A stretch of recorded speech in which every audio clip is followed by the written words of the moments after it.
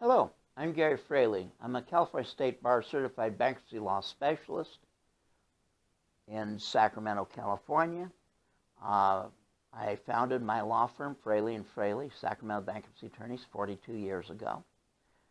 Now, what I see sometimes that happens out there, and it can be a disaster, is people that say, oh, there's a homestead exemption. I can protect my home. Gee, that's great. You file bankruptcy and you find that the homestead does not protect the home in California. So, well, what's the story with that? Well, here's the story.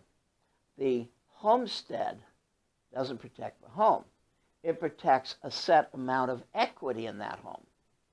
And that'll be $75,000 for an individual, $100,000 for husband and wife, for a head of household, and $175 in some instances. That's 65 or older, 55 and extremely low income, disabled.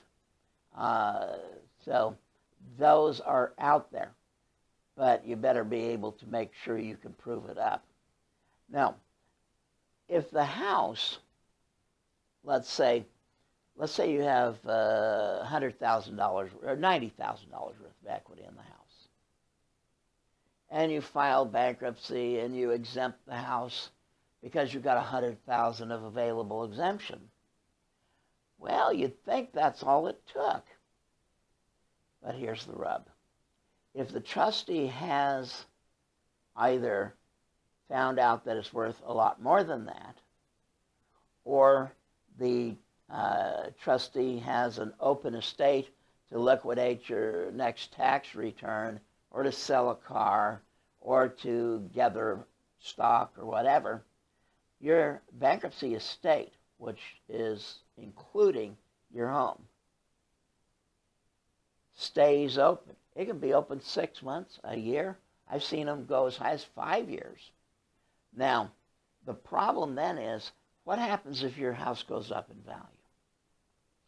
And I saw some people, thank goodness it wasn't my clients, in their 80s down in LA, where they lost their home and $175,000 worth of equity because their attorney did not tell them they needed to do something more. If you're anywhere close to the cap of that exemption, 75, 100, 175, what you want to do is you want your attorney to file a motion to compel the trustee to abandon the house back to you. You say everything you have, right down to your jockey shorts, is still part of the bankruptcy estate. The fact that you exempt it doesn't change that it's in the estate. If the value goes up and is still in the estate, you get a nice call like the 80-year-olds did saying, hi, I'm now going to sell your house. If you file a motion to force the trustee to abandon that house back to you, once it's out of the bankruptcy estate, it doesn't matter if it goes up $1 gazillion because it's yours. It makes a difference. It is the safety valve. If an attorney doesn't know that that's an issue, or they think that you ought to use Zillow or tax value or something like that, move on. You need a decent attorney, and that one isn't.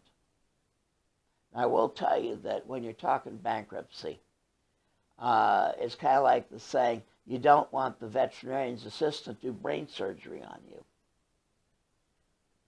People or attorneys that do not specialize in this field inevitably get it wrong. Sometimes they get away with it, and sometimes their client pays the price. When you're looking for an attorney, find somebody that does basically 90 to 100% bankruptcy law, because it is a specialized service.